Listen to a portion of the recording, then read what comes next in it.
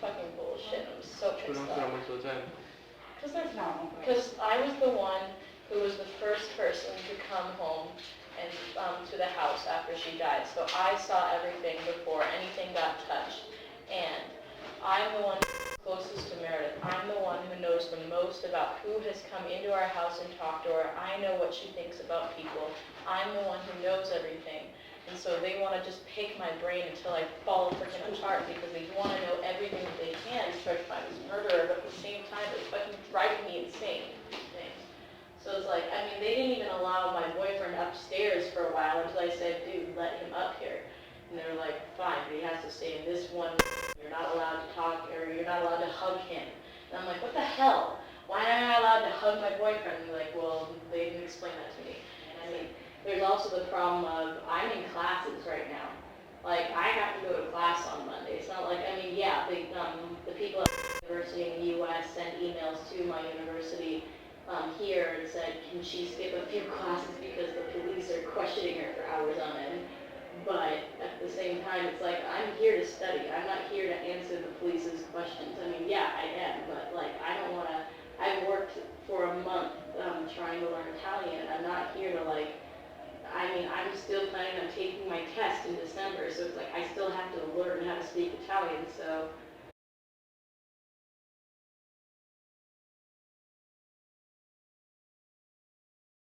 My heart is beating like.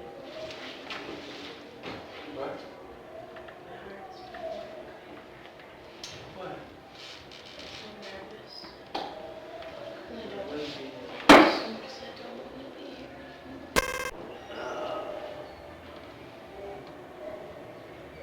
I'm so stressed out. I'm sure you're okay. Are they being okay with you? Yeah, it was the police who were mean to me. That's why I said those things about Patrick. Like, when I was with the police, the last time I was with the police on Monday, Yeah. my boyfriend, they were talking to my boyfriend first, Yeah. and they said that he was, I don't know why, but he said he changed what was going on. He changed what he said. Yeah, he said. And then they came back to me and they were like, we know you're lying, we know you were at the house, we know you met someone. And I was like, that's impossible, I didn't do that. Right. And so what I did was, I was like, it was really, really late at night, and they were telling me, if you don't tell us right now, we know that you're lying to us. If you are lying to us, you're going to jail for 30 years. And I said, I'm not lying. And then they were like, okay, well, what were you doing between 8:30 and 1:30 that night? And I didn't remember. Why? I couldn't remember. I don't know why I couldn't remember. I just couldn't remember. I was stressed. I was just like, I told them I was at Raffaele's house. I watched a movie. I had dinner. Were you guys doing drugs or anything? We were smoking marijuana. Okay. But like I remember, and I remember now what had happened. But like I couldn't tell them exactly word for word what happened. I told them we watched a movie, we ate dinner, and they were like, "We know you had dinner before 8:30," and I was like, "No, I thought I had dinner later." And they were like, "No. He told us you had dinner, and then you left." And yeah, now But now you left. But now apparently he said that he came home alone. Which, like, so he keeps changing, and I don't know why, and, like, that is really confusing for me. He has no reason to lie, but I didn't leave his house. I didn't leave. Okay. And so, when they were yelling at me, they were telling me, we know you're lying, we know you're lying, we know you left the house, we have evidence that you were in your house at that time, and I was like, that's impossible, I wasn't there. But the lady, because I couldn't remember exactly what had happened word for word during this period of time, the lady who was interpreting for me was saying, well, maybe you just saw something horrible and you don't remember. And I said, how can that? Oh, so she brought that up. Yeah, she was the one that said, well, this one time I broke my leg and I couldn't remember what happened for a year. Oh, and so she's thinking you were back at the house. And saw something horrible, and I was like, well, I mean. So how does Patrick get into all of this?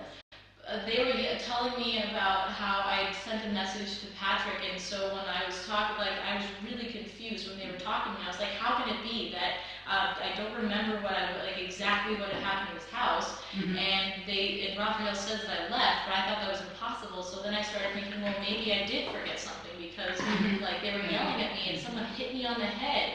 Like I was hit on the head twice by this policewoman, and so So you're back to your original story. That's what happened. Yeah, that's what happened. And people have asked me, why did you change your story? Why did you change your story? And I told them because the police were yelling at me, telling me, like, threatening me. Yeah. And Mhm. I mean, like, I didn't want to. Mhm. But at the same time, when I thought of Patrick, I imagined something, and I didn't lie. Like, I didn't lie to save myself. Right. I only said it because I thought it What could did be you say true. about Patrick? I said, so what happened was everyone had left the room. By this time, one of the police officers was like, I'm the only one who can save you. I'm the only one who can save you. Just tell me a name. And I said, I don't know. Mhm. And then they were like, I was like, can you show me the message that I got from Patrick? Because I didn't remember sending a message back to him. And so they showed me the message, and then I was like, Patrick. And then I thought of seeing Patrick, and I think I just totally spazzed out and imagined seeing him and Seeing him where? seeing him by a basketball court. Okay. And then in my house, I imagined going like this in the kitchen, like because I could hear her screaming, but that's not true. I feel bad for what I did to Patrick because the only reason I said his name was because he was the first person that came to mind when I was talking about it, and I imagined that I could have seen him, but like I know that's impossible. I just imagined that because I was under a lot of stress. Okay. So it's not true. I only said that because I thought it could be true because I imagined it. I didn't say it because I wanted to save myself. And I feel horrible about it because I brought Patrick into a horrible situation. He is stuck in jail now, and it's my fault. It's my fault that he's in here. I feel horrible. Okay. DJ wrote. Did he? Does he know what's going on? Yeah, well, the world out there is making you out to be this massive killing monster. Yeah. Are you serious? Oh yeah. And I have had our house, everybody in the family, all the German family has been assaulted by me. Yeah. Oh, it's gone crazy. It's gone crazy. And all they can say is tell Amanda we're thinking of him. DJ just said he goes, tell Amanda I love her and I'm with her no matter what. I was gonna say talk to DJ. Yeah, I did. I emailed him. He said he loves me. He said, tell her I love her and that I'm with her no matter what. So. I just don't want to be here for a really long time, and I'm afraid I'm gonna have to be here for a really long time. So, I mean, it's like. No, you don't think that you're gonna witness, like, or you're gonna be around a murder in your own house. You don't think that, and then you don't think the police are going to accuse you, and then you don't think you're gonna, like, Raffaele was gonna meet you, and now Raffaele is telling lies about me, and it's like, what the hell is going on? Which also confuses me. This Raffaele guy, right? I met him like a couple weeks ago. I had been like hanging out with him, boyfriend, girlfriend type of thing for like 2 weeks. He's probably in the same kind of. Yeah, that's what I figured. That's what I figured. But it's like, it's not fair. I mean, I told the truth. Why can't he? Like, he has nothing to be scared of. And you keep telling the truth. You keep Yeah. going exactly with what the truth is Yeah. and don't deviate. The only reason that I told the other thing was because I was confused. Like, I was seriously scared. And then they told you that he had changed his story? They told me to change his story, yeah. But I think it's because they were probably doing the same thing to me too. And it's like, well, and he needs to, he needs to tell the truth. Because if he tells the truth, then I can go. Like, or I don't think I would go. Like, even if he went back to the original story, they would still keep us here. But Right. like, For right now, until they get some more evidence going through. I told him about how they hit me. Yeah. And he was like, what? They didn't tell me that. And I was like, yeah, well, they did. They're still they're being careful about that because if we say we can say that the police intimidated you and yelled at you and all of that, but if we say they hit you, then we technically have to file charges against the police, which right now will just make things worse. Yeah, And especially since you don't have any visible marks on you, it's hard to prove. So I know. that's something I think the consulate is going to take up at some point in time, but they're going to work with the lawyers to find out when to talk about that.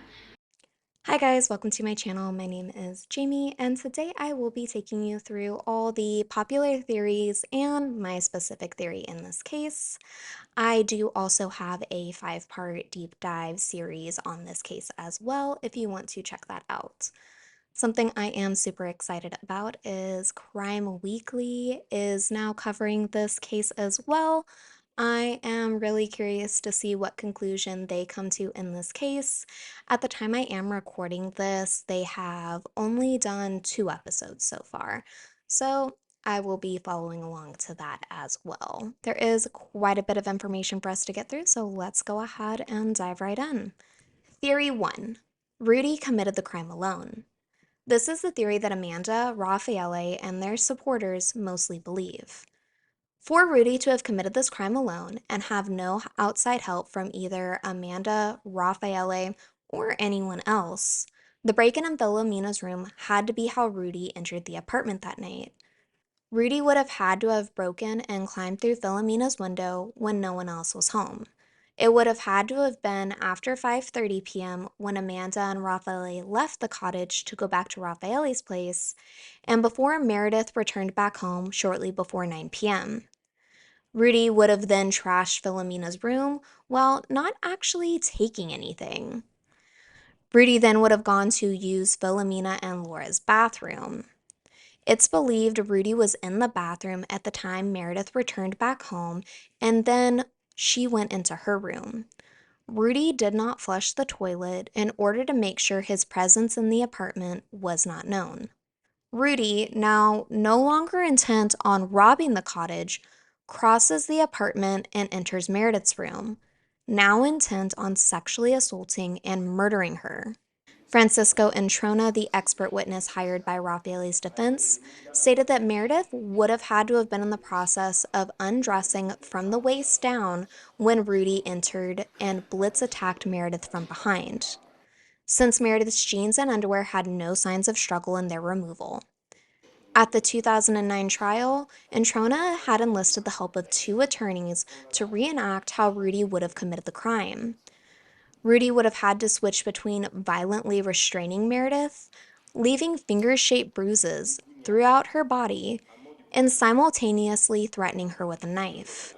In order to explain the difference in size and orientation of the 2 fatal knife wounds on either side of her neck, defense expert witnesses testified in court that the wounds were inflicted by a flick-style pocket knife that had a blade approximately 3 to 3.5 inches long. For the more narrow knife wound, Rudy would have had to have directly stuck the knife in Meredith's neck, but not all the way in. For the larger gaping wound, Rudy would have stabbed the knife and then moved it back and forth in order to create the larger gash. During the restraining Meredith and threatening her with a knife, Rudy also then sexually assaults her. Rudy then would have had to have stolen Meredith's rent money, credit cards, keys, and phones. Rudy never used Meredith's credit cards. Though taking her keys, Rudy would have only locked Meredith's bedroom door, leaving the front door open. Rudy then would have disposed of Meredith's phones. They were found the next morning in the garden of a home on Via Sperandio. Rudy could have easily disposed of the phones by throwing them off an embankment at Parco San Angelo, not far from his apartment. Rudy then went back to his apartment, quickly cleaned up, and went out with some friends at the Damas nightclub in order to try to create an alibi. Rudy then went out again the next night, on the night of November 2nd. The following day, November 3rd, Rudy took a train to Germany, simply because that's where the next train was headed. He was on the run for 2 weeks before getting apprehended. On the surface, this does seem like the most plausible scenario. Most violent crimes like this are committed by a lone attacker. The thought of multiple people killing Meredith in such a horrific way seems unfathomable, especially considering Amanda and Meredith had been roommates and had hung out together. Rudy had a history of breaking into buildings. He had been ticketed and ordered to appear in court for breaking into a Milan daycare and a Perusian law office just weeks before the murder. Rudy's DNA had been found throughout Meredith's room. Though the DNA evidence against Amanda was found in other areas of the cottage, none was found in Meredith's room. Raffaele's DNA was only found on the hooks of Meredith's bra clasp, though many, including some Italian courts, have come to the conclusion that the bra clasp DNA evidence wasn't reliable, as there had been a 45-day delay in its collection. But the theory Rudy committed this crime alone isn't without its problems. Every court that has reviewed this case, even the one that freed Amanda and Raffaele, came to the conclusion that Meredith's wounds were consistent with her having multiple attackers. In most lone assailant knife attacks, victims will have a lot of defensive wounds. Some even have their fingers completely severed or almost severed from the natural instinct to grab at the knife blade coming at them. Beyond some minor scratches on her hands, Meredith had no defense wounds. Most of Meredith's injuries showed that she had been so forcibly restrained that finger-shaped bruises were left throughout her body. The two fatal knife wounds on either side of Meredith's neck had drastically different size and orientations. The coroner, Dr. Luca Lawley, concluded that the wounds had to have been inflicted by two different knives. If somehow the wounds had been inflicted by the same knife, the method Rudy inflicted these wounds with would have been odd to say the least. Amanda's defense's expert witness, Carlo Torri, stated that Rudy would have had to have fatally stabbed Meredith by not fully plunging the knife in. In order to inflict the wider gaping wound, Rudy would have had to then cut the other side of Meredith's neck, now moving the knife back and forth. While Rudy left plenty of DNA throughout the other areas of the cottage he had been in, Meredith's room, the larger bathroom, bloody shoe prints showing he walked directly out of Meredith's room and out the front door. None of his DNA was found in Philomena's room, the staged break-in room. He didn't leave any DNA, fingerprints, or shoe prints outside the cottage or the window he would have had to have broken and climbed through in order to get into the cottage.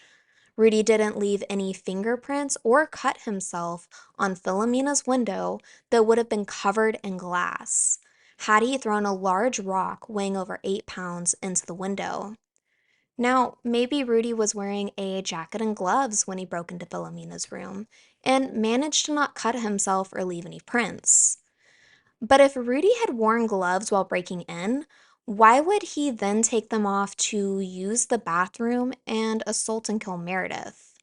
Rudy's ability to break into Philomena's room would have also been more difficult considering Philomena had testified her shutters had been closed that night. So Rudy would have first had to have opened the shutters and then break the window with an over 8-pound rock. Rudy also would have had to done this pretty early in the evening between 5:30 and before Meredith returned back home shortly before 9 p.m. Philomena's window was visible from the many apartments that overlooked Pergola 7, cars driving on the road nearby, and also from the parking garage directly across the street. It was early enough that people would still be out and about, and it's likely that Rudy would have been seen breaking in. In order to believe Rudy committed this crime alone, you have to believe that Amanda and Meredith's mixed DNA traces found in multiple areas throughout the cottage, some visible to the naked eye, and some seen only under luminol, ended up there by innocent means and not from her involvement in the crime. No similar mixed DNA traces were found of Meredith and either of her other two roommates, Philomena and Laura. Mixed traces of Amanda and Meredith's DNA were found in the small bathroom, in the bidet, on the plastic container of Q-tips, and in the sink.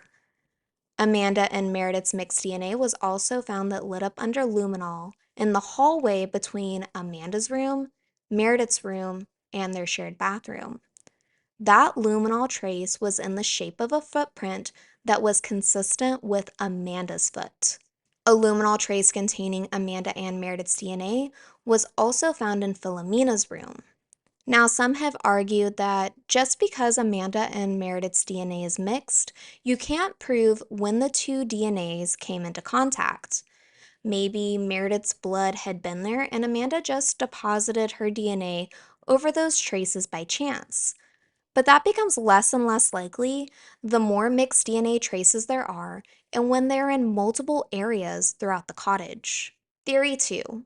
Rudy committed the crime with accomplices who have never been found. During Amanda and Raffaele's appeal before Judge Hellman's court, their defense would present several prison informants as witnesses. They presented Mario Alisi, a 50-year-old convict who had previously been convicted of sexual assault but was currently serving a life sentence for kidnapping and murdering an 18-month-old. Alisi testified that while in prison, Rudy told him that Amanda and Raffaele were innocent. that Rudy, along with another guy that he referred to only as the drunkard, attacked and killed Meredith. After fleeing the scene, the drunkard gave Rudy money so he could flee to Germany. Rudy testified at Amanda and Raffaele's appeal trial, denying ever telling Elise that. Elise's testimony was determined to be unreliable by the appeal court, and there's no other evidence that has ever come out corroborating Elise's story. Now, is there possibly a new suspect in this case?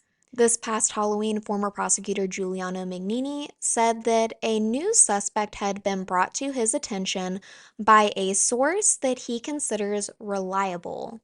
Magnini clarified that he didn't so much believe this person was a participant in the crime, but more likely a witness, but they fled the country days after the crime.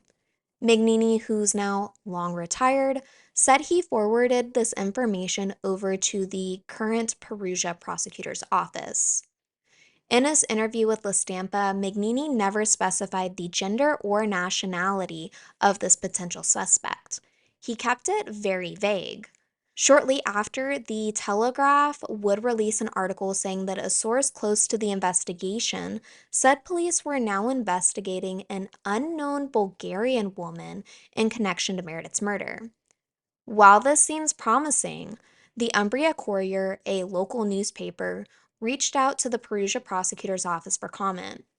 They stated that there is no new file on the Kercher case and there is currently no plans to reopen the investigation. This interview with Magnini really intrigued me, and especially when some English speaking news sources started to report the possibility of this witness being a mysterious Bulgarian woman. Now, I don't know any Bulgarian woman ever previously mentioned in this case, but there was a Serbian witness in this case. I know Serbia and Bulgaria are two different countries, but both are located in the Balkan Peninsula and are very close to one another. Joanna Popovic was the Serbian exchange student who came forward stating that she had stopped by Raffaele's twice the night of the murder. Joanna did also leave the country the day after Meredith's body was discovered. She flew back home to Serbia on November 3rd. Giovanna claims the trip was pre-planned, as the whole purpose for her stopping by Raffaele's was to ask for a ride to this train station to pick up a suitcase of clothes her mom was sending her on a bus from Milan. She stopped by the apartment a second time to say that her mom hadn't been able to ship the suitcase after all. Joanna leaves for her trip for Serbia anyway on November 3rd without the suitcase of clothes. So this really made me wonder if the Telegraph and Magnini might possibly be referring to Popovic. I'm really suspicious of her statements mostly because Amanda and Raffaele failed to ever mention that she stopped by the apartment either time the night of the murder.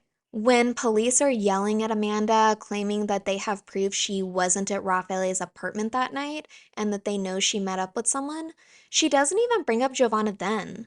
No, she instead falsely accuses her boss, Patrick Lumumba, of murdering Meredith. I've seen some speculate that maybe Harukin Kokomani was Rudy's accomplice. Kokomani was an Albanian farmhand who later came forward claiming to have seen Amanda, Raffaele, and Rudy outside the cottage the night of the murder. Rudy and Kokomani were known to one another before the night of the murder. Kokomani said Rudy referred to him as cousin. But Kokomani distances himself from Rudy, saying that he only knew Rudy because Rudy had previously come into the Terra Rosa farm that Kokomani had previously worked at. Rudy was a known low-level drug dealer. Even though he did not have any drug-related charges, many testified to having purchased drugs from Rudy, including the guys who lived in the apartment below Amanda and Meredith's. At the time Kokomani testified at the primary trial, he was being detained on drug dealing charges. So both Rudy and Kokomani have history of being drug dealers in Perugia. But the problem I have with Kokomani being an accomplice is the only reason we have his testimony is because he came forward to police. If he was truly involved, I don't see why he would come forward when there was absolutely no suspicion currently on him. Cocomani claimed to have seen Amanda, Rudy, and Raffaele outside the cottage the night of the murder acting bizarrely. Amanda and Raffaele wielding knives, and that Rudy offered to rent Cocomani's car for the night in order to move some furniture. When Cocomani comes forward, he claims that in the days after Meredith's murder, but before Rudy had been apprehended, two fellow Albanian men had been asking around town about another unknown Albanian who had apparently seen everything the night of the murder, and they knew this because Amanda and Raffaele told them so. They were offering 100,000 euros to whoever could bring them this unknown Albanian. They needed to keep him quiet. Cocomani immediately became scared, knew that they were talking about him, and fled back home to Albania. Ultimately, Cocomani would be deemed an unreliable witness, and his statements never played any part in Raffaele, Amanda, or Rudy's convictions. And maybe Rudy committed the crime along with someone who has never been named or identified. Theory 3. Rudy, Amanda, and Raffaele committed the crime together. This is the conclusion reached by the Michelli court, who simultaneously, in the same court proceedings, oversaw Amanda and Raffaele's preliminary trial and Rudy's fast-track trial. So whenever people say, oh, Rudy had this separate fast-track trial, like, kind of, but his fast-track trial was the exact same trial as Amanda and Raffaele's preliminary trial. The only difference was at the end of the trial when the judge gave his ruling. Rudy's appeal courts also reached the conclusion that he committed the crime with Amanda and Raffaele's help. The Massey court, which oversaw Amanda and Raffaele's primary trial, also came to the conclusion the three committed the crime together. The Nacini court, who oversaw Amanda and Raffaele's second appeal, also believed the three committed the crime together. The Nacini court reviewed the appeal again after the Court of Cassation completely annulled the first appeal court's ruling. They stated that completely vacating Amanda and Raffaele's convictions had been unsafe. The Court of Cassation did the final appeal review on Amanda and Raffaele's convictions and upheld their acquittals. But even the Court of Cassation ruled that Amanda and Raffaele were in the cottage at the time of the murder, that Amanda washed Meredith's blood off of her, and that they altered the crime scene and did a selective cleanup of the scene, either to point suspicion away from Amanda or to point suspicion towards an intruder. The Court of Cassation ruled that after throwing out the double DNA knife in the bra clasp and some of the eyewitness testimony, that there just wasn't enough to prove that Raffaele and Amanda helped Rudy commit the crime, just that they were there. Like every other court, the Court of Cassation did not believe Rudy acted alone when killing and assaulting Meredith. Whoever acted with him has never been identified. Meredith's family believes Rudy, Raffaele, and Amanda all took part in Meredith's murder. And before I tell you what I think happened, I want to preface this by saying that there were failures in the investigation, and there are things in this case that we will never truly know because Meredith is no longer here to tell us what happened. And Rudy, Raffaele, and Amanda have all proven themselves to be unreliable narrators. There were plenty of failures in the investigation. They did not test for luminol at the cottage until 45 days after the crime. They did not collect Meredith's bra clasp that had her and Raffaele's DNA on it until 45 days later as well, leaving the defense the ability to argue the delay in collection led to contamination of the evidence. The pillow that was under Meredith was also collected the same day the bra clasp was. But unlike the bra clasp that appeared to have just been accidentally kicked across the floor, the pillow had been shoved into Meredith's closet. The pillow had Meredith's blood and Rudy's bloody handprint on it. The pillow also had Rudy's bloody shoe print and a woman's size 7 bloody shoe print. There was also a potential semen stain on the pillow that forensics chose not to test, believing the stain to be old. Defense had been given the opportunity to test the potential semen stain, but they declined. In his book Honor Bound, Raffaele stated he didn't want to test the stain because he believed investigators would manipulate the evidence to show the stain had come from him. So now Raffaele's just straight up accusing the police of planting evidence against him. But if police had planted evidence, they would have surely tested it in order to implicate him. His statement doesn't make sense or hold water. Speaking of not holding water, Amanda and Raffaele both claim they borrowed a mop from Pergola 7 in order to clean up a plumbing leak from Raffaele's kitchen the night before. The two stated they left the mess until the next morning to clean up. When postal police arrived to Pergola 7 the morning of November 2nd to return Meredith's found cell phones, they found Amanda and Raffaele standing outside the cottage with a red mop bucket and what appears to be 2 mops sitting out by the front door.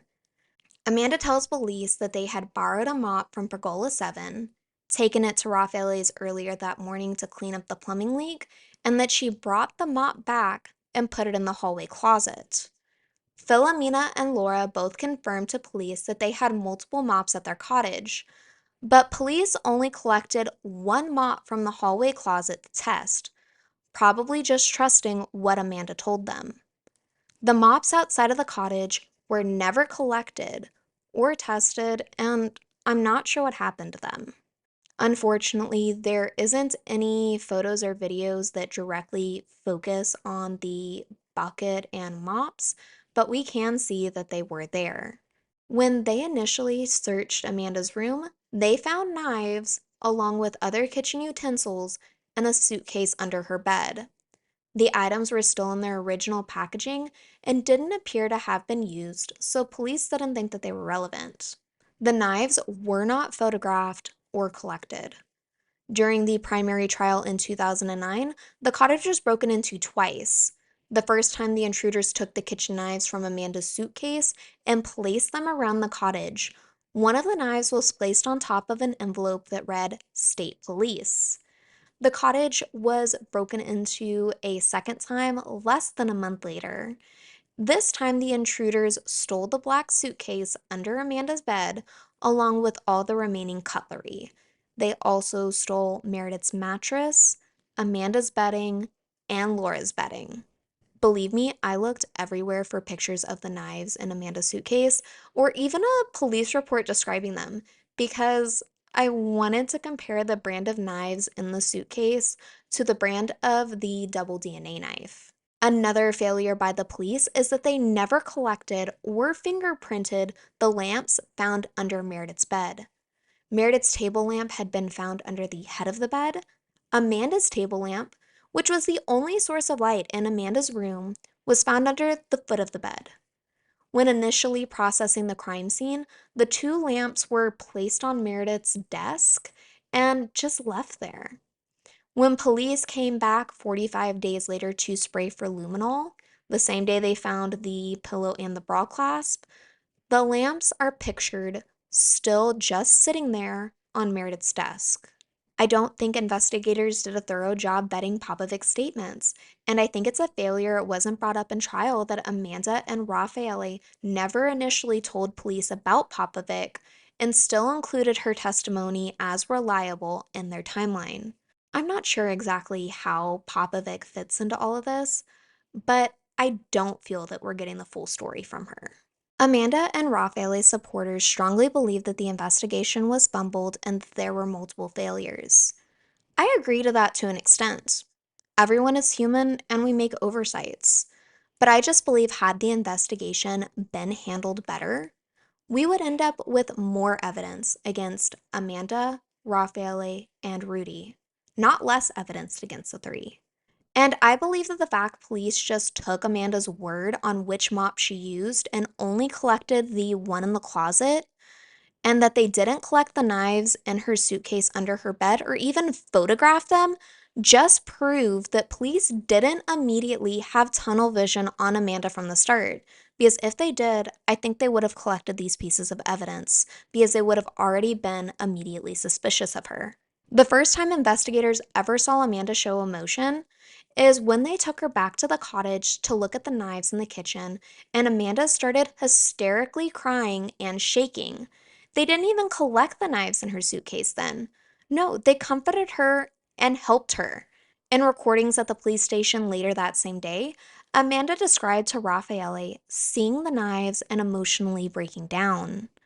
Amanda told Raffaele that lead investigator Monica Napoleone, who had previously been mean to her, was extremely nice to her after she broke down and comforted her on the way back to the police station. While we will never know absolutely everything that happened that night, I believe that there is enough evidence to come to a conclusion beyond a reasonable doubt that all three are responsible for Meredith's murder.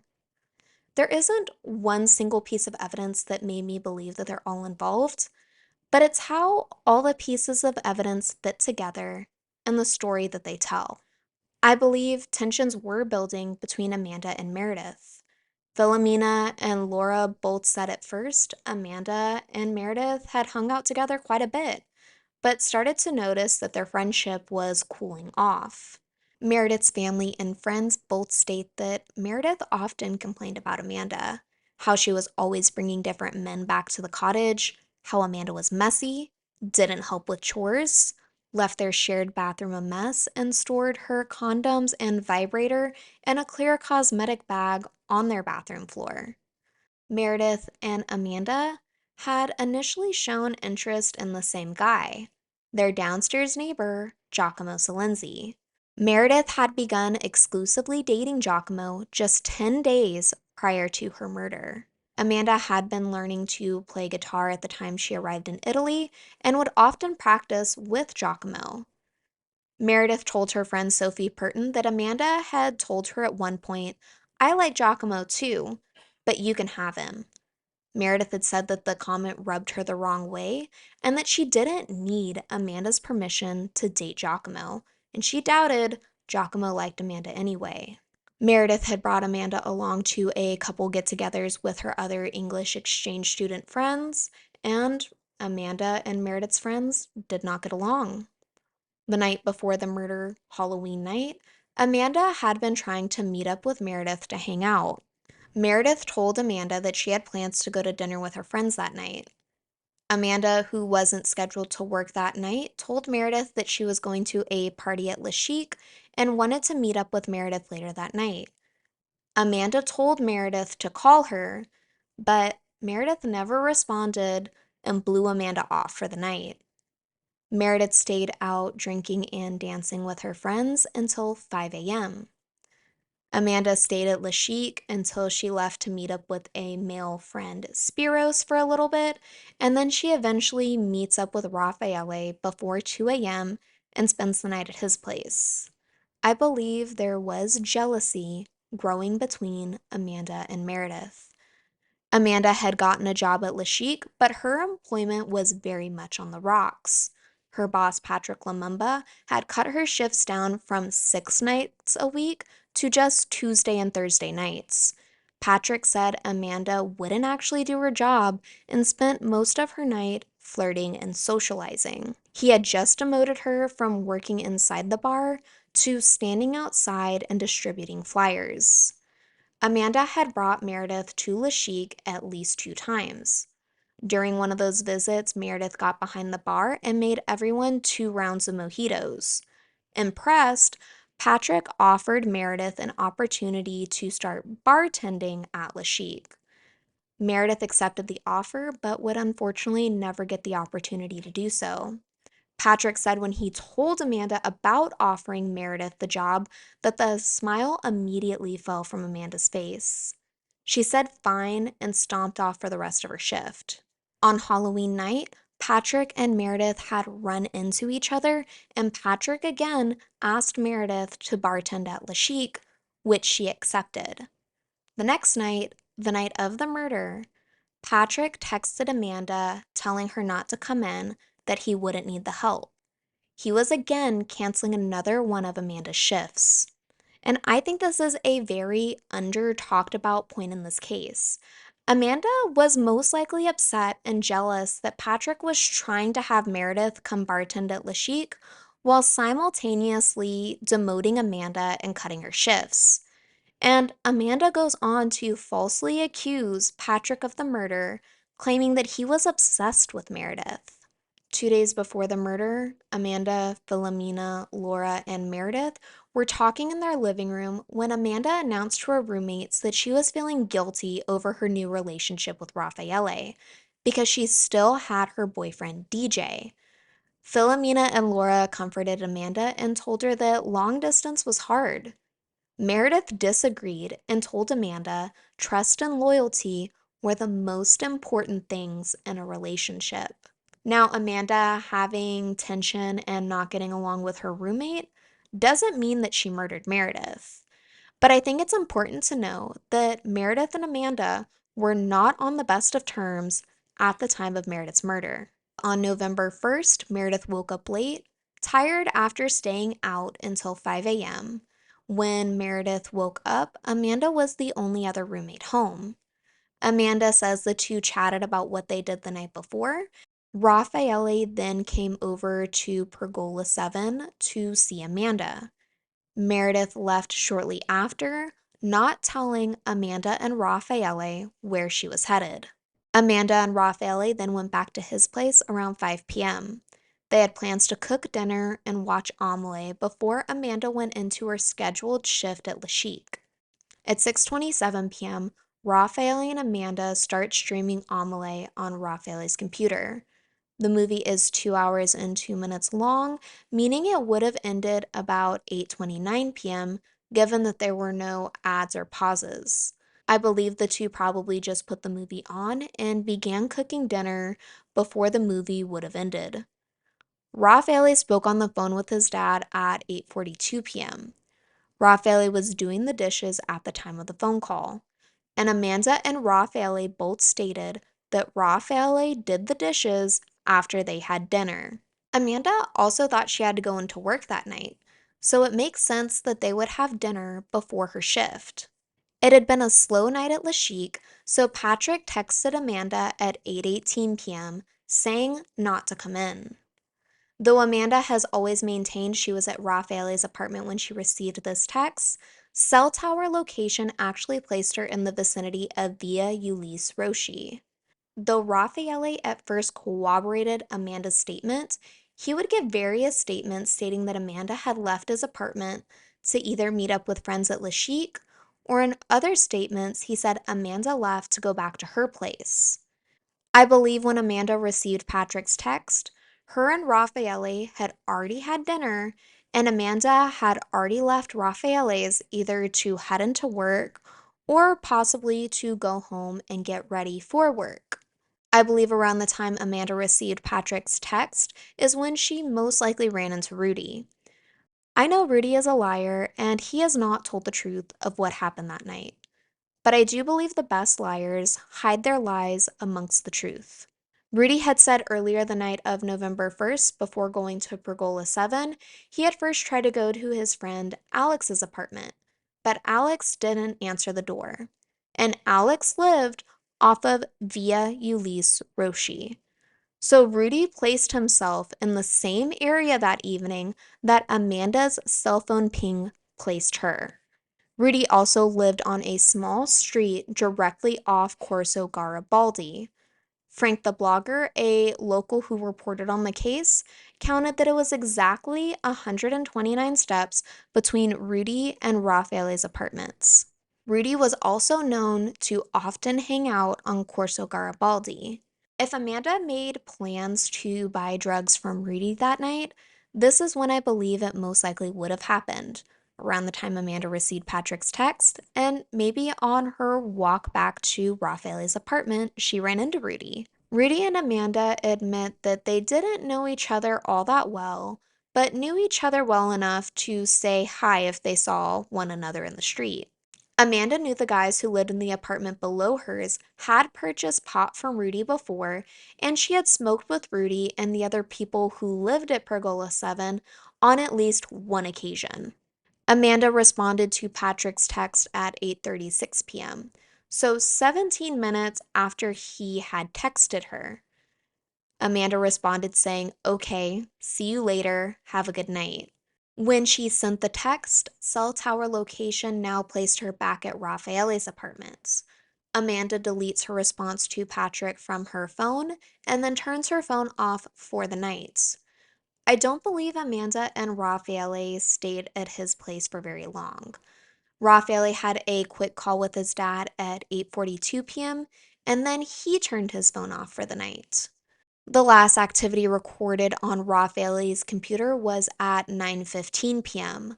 Last keystroke recorded at 9:10 p.m. At this point, they might have left to go meet up with Rudy, maybe at the basketball court near Amanda's house. Rudy played basketball at the court almost daily with Amanda's downstairs neighbors. A homeless man, Antonio Curatolo, testified to having seen Amanda and Raffaele hanging out near the basketball court multiple times the night of the murder between 9:30 p.m. and before midnight. In Amanda's false accusation against Patrick, she claimed to have met Patrick at the basketball court before letting him into her apartment that night. And then I thought of seeing Patrick, and I think I just totally spazzed out and imagined seeing him and Seeing him where? seeing him by a basketball court. Okay. I believe shortly after meeting Rudy at the basketball court, the three made their way back to Pergola 7. The basketball court was only about a 2-minute walk away from Pergola 7. Maybe Rudy asked if he could use their bathroom. Rudy claims a kebab he had eaten earlier had really upset his stomach. Maybe the three went back to Amanda's place just to hang out. Maybe Amanda and Raffaele didn't have any cash on them to pay Rudy. It would have been after 9 p.m. that they met Rudy, and the bakes had been closed all day due to the national holiday, All Saints' Day. But Amanda knew where she could get some money from her place. 2 days earlier, Meredith had announced to her roommates that she had already taken out November's rent money and could give it to Philomena. Philomena told Meredith to wait and that she would collect rent from everyone after the holiday weekend. I do believe prosecution's theory that a fight between Amanda and Meredith happened that night and that it was most likely over money. When Rudy spoke on Skype with his friend Giacomo Benetti on November 19th before he was arrested, Rudy told Benetti that he had been at the cottage at the time of the murder, and something Amanda, Raffaele, and the media weren't talking about yet was Meredith's missing money. Rudy told Benetti that before an intruder had broken in and stabbed Meredith, Meredith had told them that the money she had kept in her underwear drawer was missing, and Meredith immediately assumed Amanda stole it to purchase drugs. Rudy said Meredith went into Amanda's room to look for the missing money. Meredith's fingerprints were found on the front of Amanda's closet, indicating Meredith had recently touched it. Rudy also said that Meredith told him that her and Amanda had gotten into a fight earlier that day about how much pot Amanda was smoking. I can't tell you for certain if Amanda stole Meredith's money. Some speculate Amanda stole it earlier in the day after Meredith left the apartment before Amanda and Raffaele left to go back to his place. I don't find this likely, as Amanda most likely wouldn't have had a motive to take Meredith's money at this point. Amanda at this time still believed she still had to go to work that night. Maybe after Amanda received Patrick's text at 8:18 p.m. telling her not to go in, that's when she went back to her place and took Meredith's money. But if Amanda took the money at that time, it makes the timeline very tight because it's most likely after finding out that she didn't have to go into work is what prompted Amanda to make other plans for that night. And it's only 17 minutes between when Patrick texted Amanda, cell tower placing her on Via Ulisse, and when she responded back to Patrick, cell tower location now placing her back at Raffaele's. Perugia is a smaller town and everything is in very close walking distance. So I guess it's possible, but I just think that it's too tight of a timeline. Meredith made it back home to Pergola 7 that night shortly before 9 p.m. Amanda was back at Raffaele's by 8:36 p.m. And if the two left his place together, it would have had to have been after 9:10 p.m. due to Raffaele's computer activity. So maybe Rudy, Raffaele, and Amanda, after possibly meeting at the basketball court, then walked back to Amanda's place after Meredith had already returned home. And Amanda asked Meredith if she could borrow money in order to pay Rudy. Maybe Meredith begrudgingly lent her roommate the money, Amanda promising her that she would pay her back as soon as she was able to make it to the bank. Maybe Meredith told Amanda no, and a fight broke out between the two.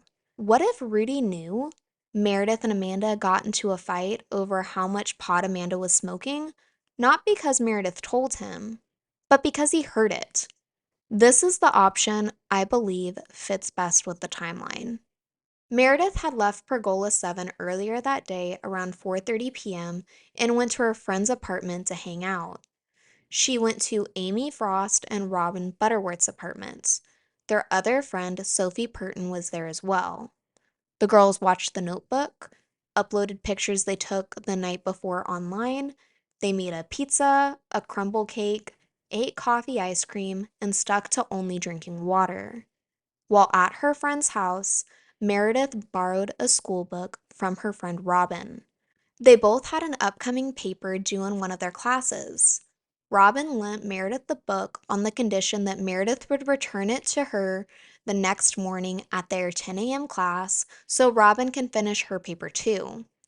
Meredith agreed and planned on returning back home, doing schoolwork, and then going to sleep in order to be up for her class the next morning.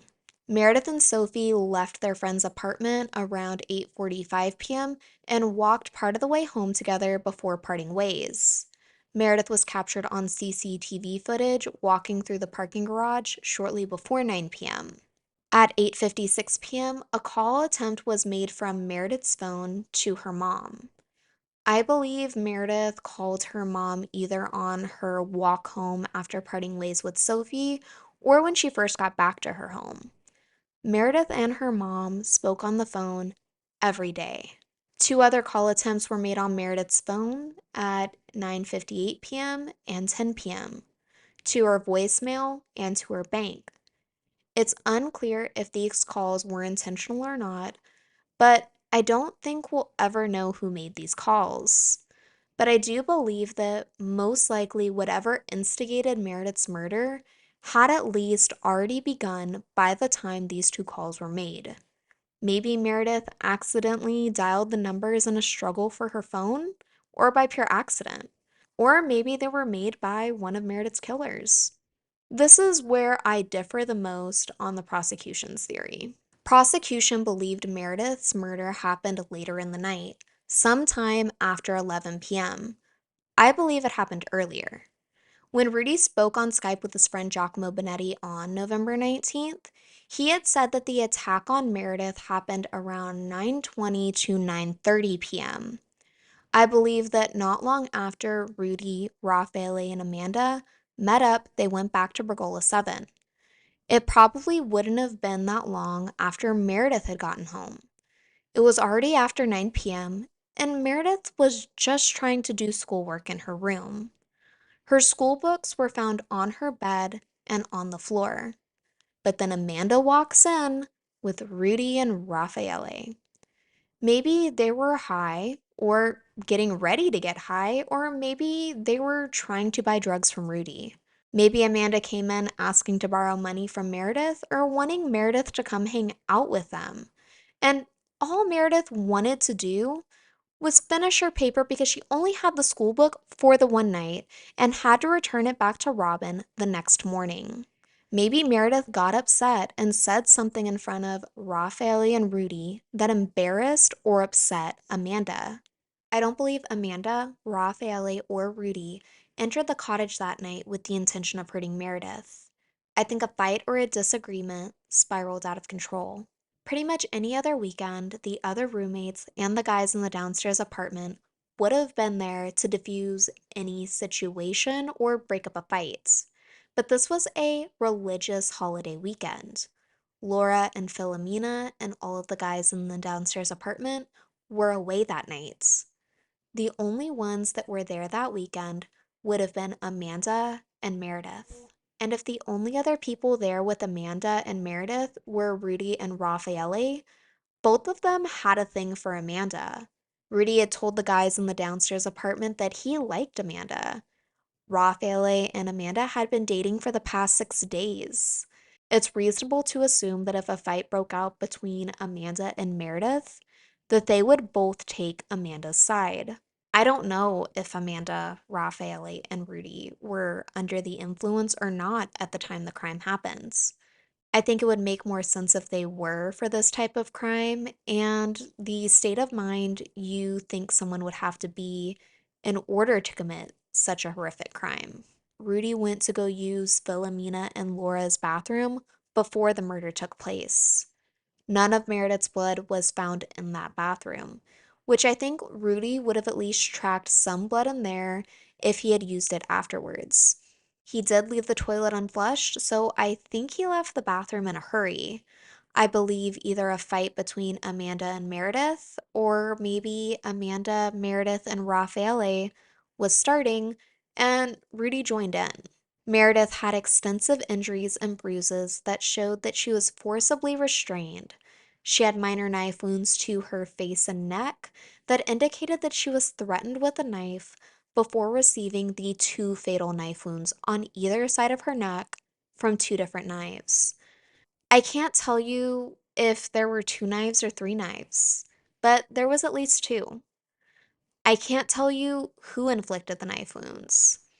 I believe it's very likely Raffaele was one of them, and that he inflicted these smaller, more narrow, fatal wounds, as it would have been consistent with a small penknife he had been known to always carry on him before the murder.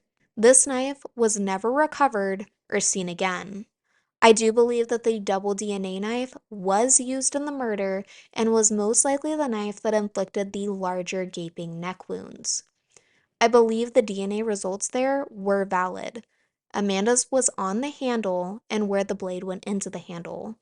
This was confirmed through multiple testings done at different labs.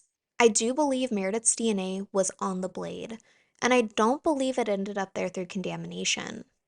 I know this piece of evidence, along with the bra clasp, was thrown out in court, but I believe just because the sample size on the knife was small does not mean forensics shouldn't have gone through with testing it.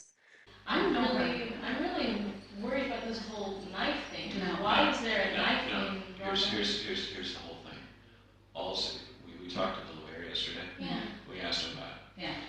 Anytime that any article is being reviewed, we have a specialist in there with them reviewing it. Right. So that's an example of this knife that they're talking about. Yeah. We were never notified about the knife. So it's bullshit. there is no It's such. bullshit? It's Yeah, bullshit. Total bullshit. It's total fabrication. Most of what they're doing right now, It's all fabrication. for it's the just press. lies. When the evidence of the double DNA knife first broke, Raffaele wrote in his prison diary about how he remembered a time Meredith had come over to his place and he cooked dinner and accidentally poked Meredith with the knife and she started bleeding. This was quickly disproven as Meredith had never been to his place. They found very small trace amounts of skin cells and scratches on the side of the knife's blade. The scratches on the blade appeared to have come from someone vigorously scrubbing the knife clean, and they found traces of bleach on the knife. The skin cells and the scratches on the blade came back as almost a perfect match for Meredith. I believe the location of where Meredith's DNA was found on the knife is very telling. If the knife had been so vigorously cleaned that the blade was scratched, then there's not going to be much DNA left. Just trace amounts. Just enough to run one test.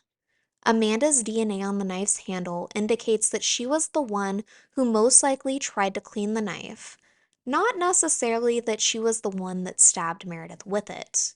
Some speculate that maybe because Raffaele was really into knives and always carried one on himself, that he convinced Amanda to carry around one of his kitchen knives for protection, and that's why it was in her bag.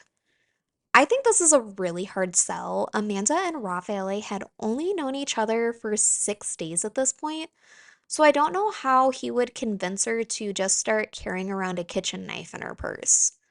Also, Raffaele had multiple pocket knives, so if he wanted Amanda to carry around a knife for protection, why not just give her one of his pocket knives to carry? The other option is that the knife was from the kitchen at Pergola 7, but when Philomena and Laura were both shown pictures of the knife, they didn't recognize it as one that had come from their apartment. Prepackaged kitchen knives and other kitchen utensils had been found in a black suitcase under Amanda's bed. Police reported the finding, but never collected them because they didn't think that they were relevant. I don't believe Amanda was just carrying around a kitchen knife from Raffaele's in her purse for protection. I think that's silly. And I think that if the knife had come from the kitchen at Pergola 7, Philomena and Laura would have recognized it. I can't confirm it because I can't find pictures of the other knives, but I think it's probable that the knife came from the suitcase under Amanda's bed. I'm not completely convinced that Amanda stabbed Meredith. I think it's likely that she did, but I don't think that there's enough evidence to prove that. I think Amanda's DNA being on the same knife that Meredith's was found on the blade indicates that Amanda was the one that tried to clean the knife afterwards, not necessarily that she was the one that used the knife to stab Meredith. I believe some combination of the three, Amanda, Raffaele, and Rudy, took part in a fight with Meredith, her murder, and altering the crime scene afterwards. I can't say to what extent each defendant took part in the murder, and I imagine one or more of them were bigger actors in the crime than others. Rudy did sexually abuse Meredith. I can't say to what extent the assault was to, but his DNA, though not sperm, was found in Meredith. His touch DNA was also on the main part of Meredith's bra. I don't believe Rudy did anything to alter the crime scene. That wouldn't benefit him in any way and only points more suspicion in his direction. It makes sense for either Amanda or Amanda and Raffaele to alter the crime scene. I believe at some point in the attack, Meredith was able to let out a loud scream, and at least two of the three attackers had knives to Meredith, and at least one or both of them panicked and stabbed Meredith in the neck. I believe Raffaele cut Meredith's bra off of her. I don't believe his DNA ended up on the clasp from crime scene contamination, from sitting on the floor of a room for 45 days, a room he claims he had never entered. Raffaele's skin cells were found on the clasp, specifically on the hooks, and not in a low amount. It was a 16 Loki match, and his DNA was confirmed through testing done at 2 different laboratories, during the original investigation and during the appeal. I believe his skin cells were specifically on the hooks because he probably tried to unhook her bra at first. Raffaele was not that experienced with the ladies, and he had only had one brief fling with another girl prior to his relationship with Amanda, and he had only been with Amanda for 6 days at this point. Bras can be hard to unhook if you're not used to doing it, and I think he got frustrated trying to unhook the bra and just cut it off instead. I believe the fact that it's a large amount of Raffaele's DNA and the fact that it's localized to the hooks is extremely damning against Raffaele. I do believe Meredith was wearing the bra at the time of the stabbing, but I don't know when Raffaele cut it off because it's possible he did it not long after the stabbing, or maybe he did it later on as part of an attempt to stage the scene. There was staging in Meredith's room. A brown purse, one Meredith had not been carrying that night, sat open on the bed. A long blonde hair was on top of the purse, and a sock was on the handle, like someone used the sock as a glove to move the purse. Rudy's DNA was on the purse near the zipper. A comforter had been thrown on top of Meredith's body, and crumpled up receipts were placed on top of the comforter. This, along with the staged break-in in Philomena's room, someone really tried to make it look like a robbery gone wrong. I do believe that the break-in was staged, and that it was most likely staged by Amanda, and maybe Raffaele helped her. A mixed DNA trace of Amanda and Meredith's that lit up under luminol was found in Philomena's room. Back home in Seattle, Amanda had staged a fake break-in with some of her friends as part of an April Fool's Day prank. Maybe Amanda felt she could confidently stage a break-in. I believe there was a selective cleanup done in the cottage.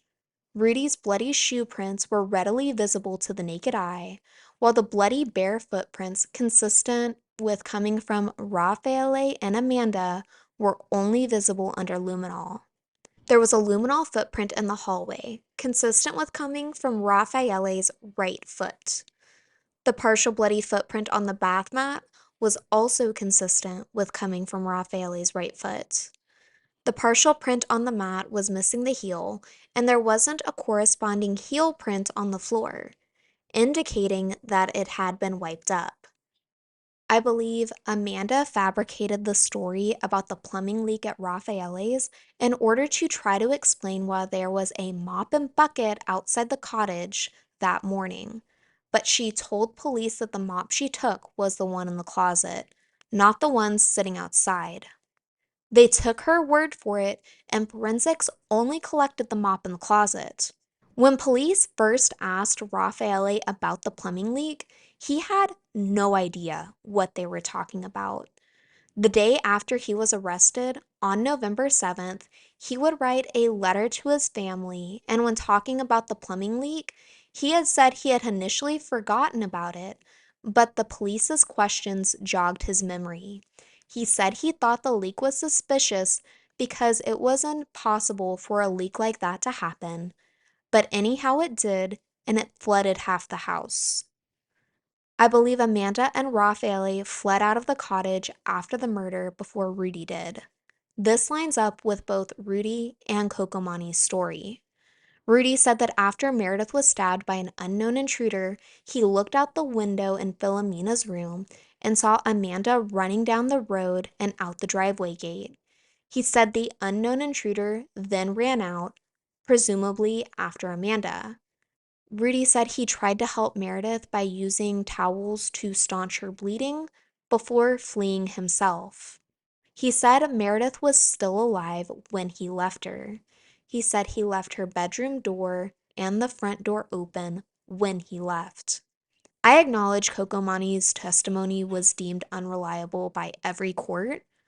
Something about his story does seem somewhat off, but I do find after looking through all of his statements and comparing it to other pieces of evidence in this case, I do believe he saw Amanda, Rudy, and Raffaele that night, and I believe he was intimidated prior to testifying against the three. Cocomani said he was driving down the road that passed Pergola 7, but just before passing the cottage, he came across what he initially thought were two black bags in the middle of the road, and he bumped them with his car. It wasn't black bags, but actually Amanda and Raffaele. This road is very windy and it would have been dark, so I can see how it's possibly hard to see and drive on it at night. And if he ran into them as they were fleeing a crime scene, that would explain the erratic behavior from them that Cocomani described. After running into Amanda and Raffaele, Cocomani then said Rudy began coming towards them from the cottage, indicating Rudy left the house last. I believe Cocomani's story is also corroborated by the tow truck driver Giampaolo Lombardo. Cocomani said he pulled his car over near the trash cans by the driveway entrance in order to allow a tow truck through. Cocomani drove a dark blue Volkswagen Golf. The tow truck driver said he saw a dark colored car parked in the driveway, but outside the driveway gate that night, but he didn't notice anything else unusual. Another thing that stuck out to me is that Kokomani said that while he was talking to Rudy outside near the driveway entrance, that Rudy told him a party was going on inside, and that's why Amanda was carrying a knife. They were going to use it to cut a cake. Kokomani said that the home looked dark, and he heard what sounded like banging on wood coming from the home.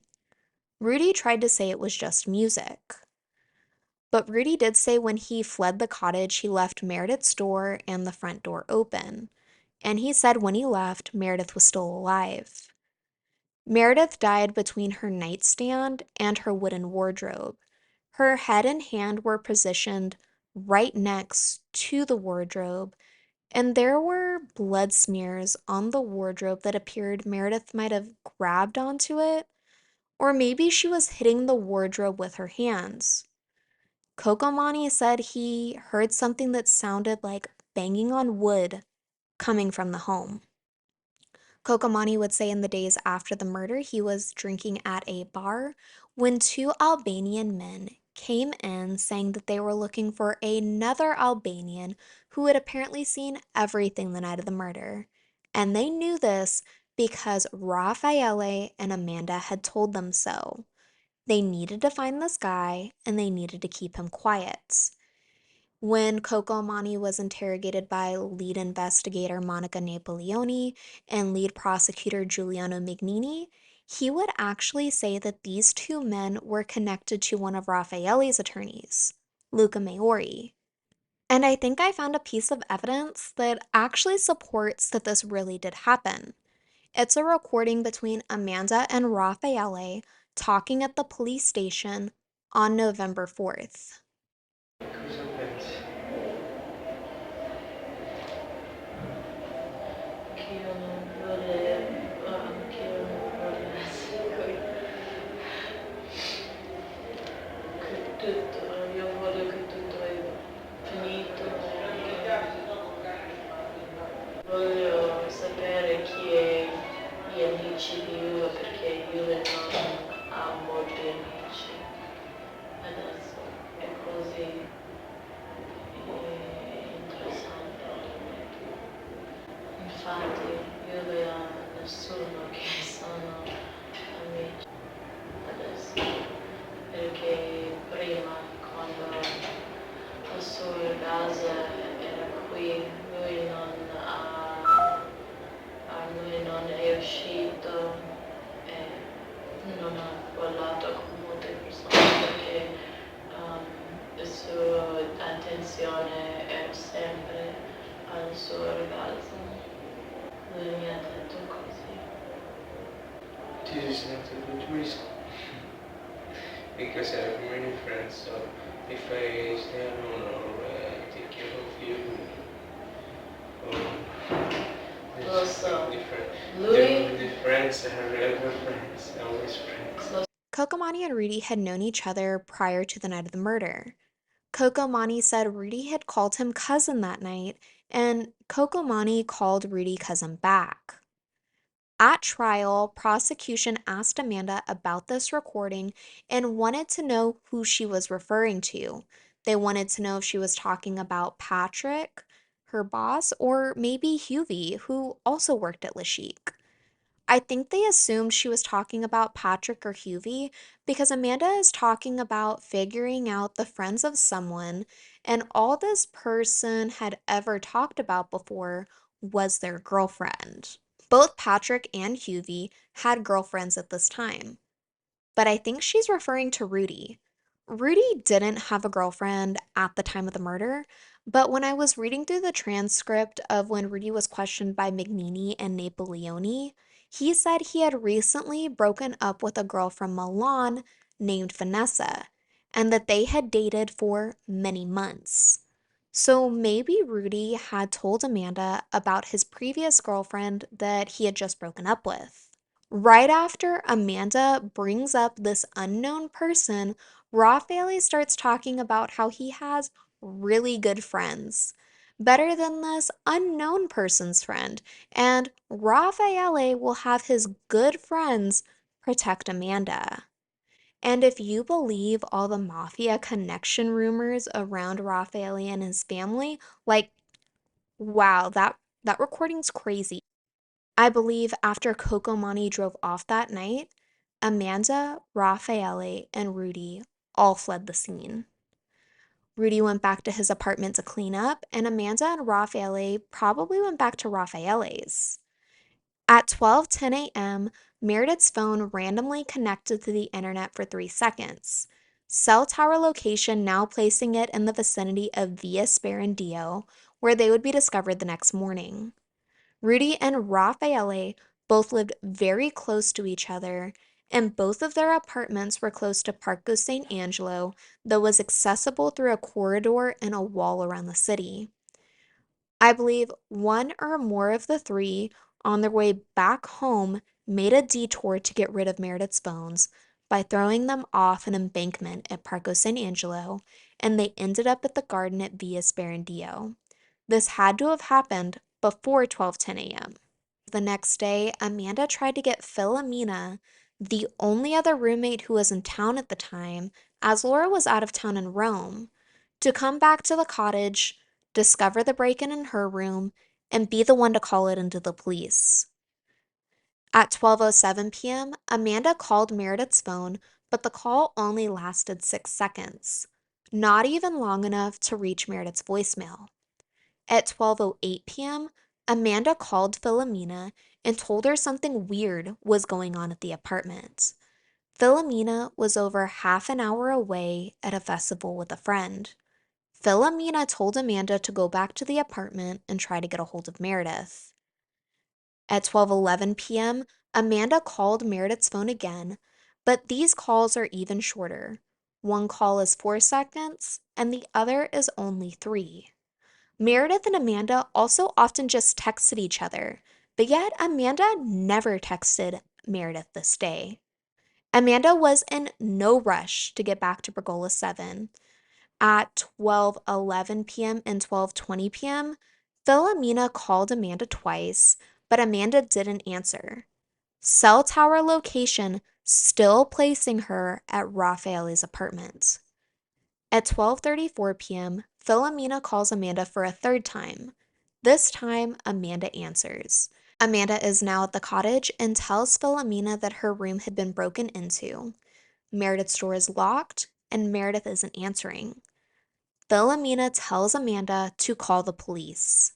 Philomena told Amanda to head back to the apartment at 12:08 p.m., meaning it took Amanda over 20 minutes to get back to the apartment when the walk from Raffaele's back to her place is only about 5 minutes.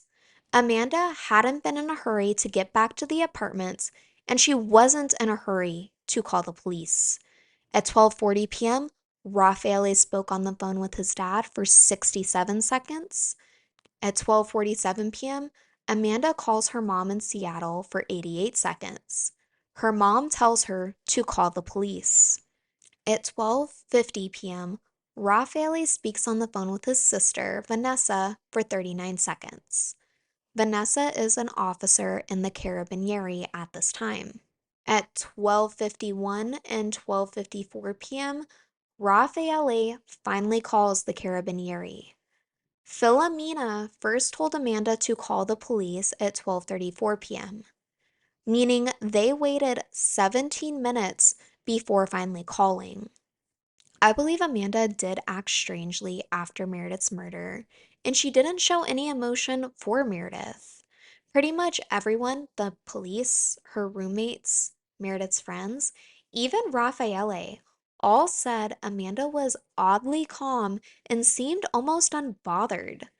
Now, there is no textbook definition on how you're supposed to grieve, and this is a situation that thankfully the majority of us will never find ourselves in.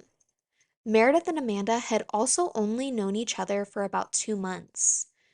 If the only thing there was against Amanda was just that she wasn't upset or sad over Meredith's death, I could look past that.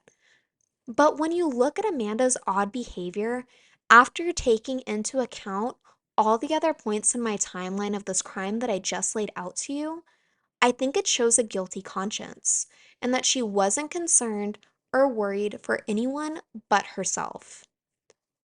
Meredith was smart, funny, hardworking, a loving sister and daughter, and a caring friend. Meredith made friends everywhere she went. She had only been in Italy for 2 months and already made countless friendships. Meredith's sister, Stephanie, said Meredith was always busy running around to get to all of her friends' birthdays and various events. She never wanted anyone to feel left out or forgotten. Going to Italy had been a long-time dream of Meredith's. She had worked hard to qualify for a scholarship and to be in the Erasmus exchange program. Meredith was 21, finally living her dream in Italy. She had amazing friends and a budding relationship with the cute guy downstairs. Her life was just beginning, and it was horrifically cut short. Meredith's murder is internationally known, but who Meredith was and her story is not well known. Meredith's memory is left in Amanda's shadow as Amanda continues to dominate the narrative and make money off of Meredith's murder. This is a very divisive case, and people on both sides feel very strongly about it. I feel very strongly about it. Amanda has a lot of supporters, and she has some loud advocates in her corner. She's done an amazing job of controlling the mainstream narrative of this case. She's gone on countless talk shows, podcasts. She has her own podcast, a Netflix documentary, and a dramatized Hulu series. But I don't believe that just because you're the loudest in an argument means that you're right. There are some people that look at Amanda and they hear her go on their favorite podcast and just can't fathom how she could do something so horrific. Amanda has done a great job of relating to anyone who's ever felt like they were quirky or out of place, that she was wrapped up in this horrific mess just because she was a little different, that something like this could happen to anyone. Amanda often says that if she had been at her home that night, that she could have been murdered instead of Meredith.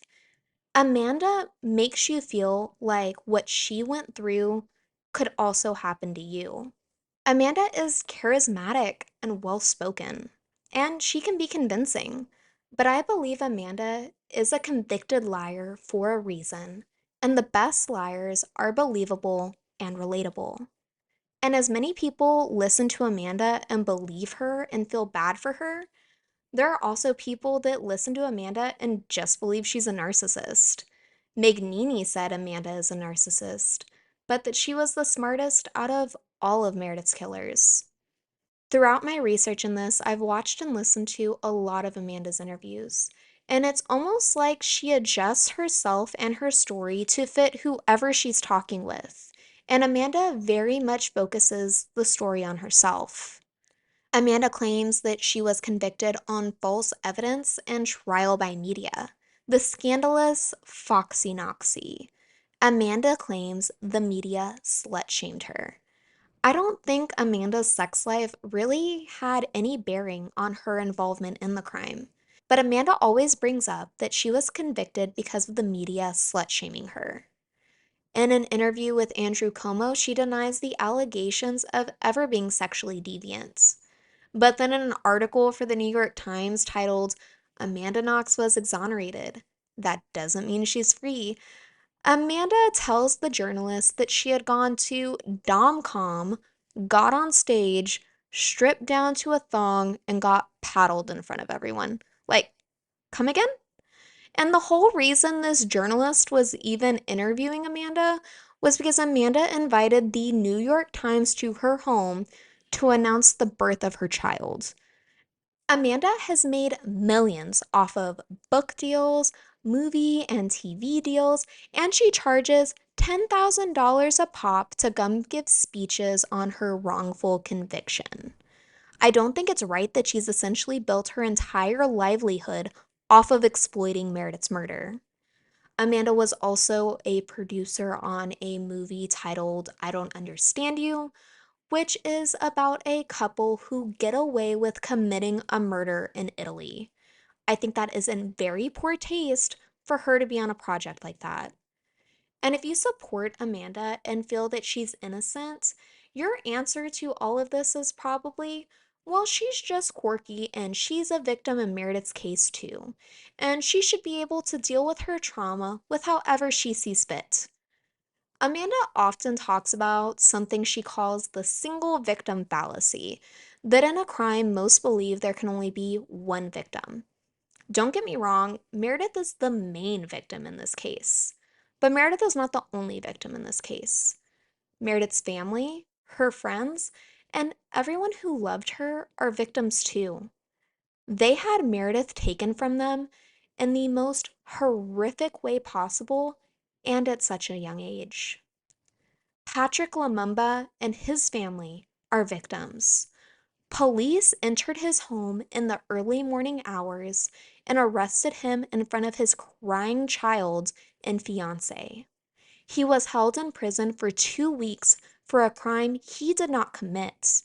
His reputation was ruined and his bar closed down.